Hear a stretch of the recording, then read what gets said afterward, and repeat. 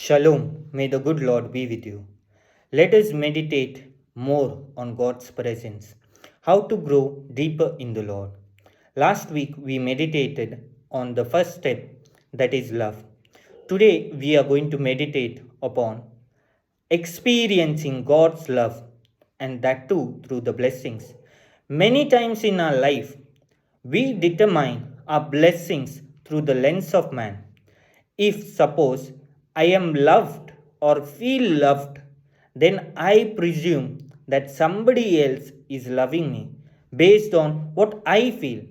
Sometimes someone may correct me, someone may guide me in the right path, or at many times, God may create instances where somebody is torturing you, maybe your loved one, or where someone else is disturbing you to be punished in different means or different ways. And then you think, and I think, why has God taken away that person? Why has God punished that person? Why has God affected that person? Nor do we think that why my prayers were not answered, or it can be why such a situation has happened. And we blame ourselves, we blame our situations, and we blame the people around us for the problems that are there in our lives.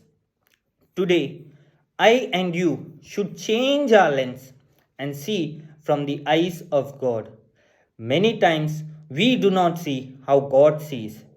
Even the parents of Samson, when he liked a Philistine woman, they did not think that it was God's glory, but they thought, what is this man who was destined to do great things is doing right now?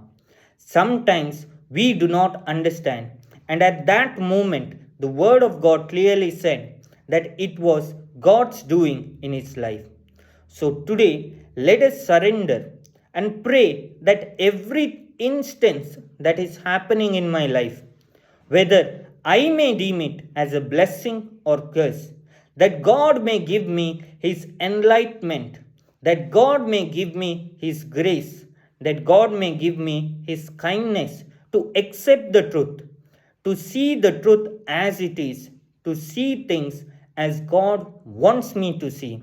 And even if I have received a blessing in disguise, I may not see it, I may not experience it, or I may not be able to cherish it because I and you are filled with the worldly thoughts and filled with full of self.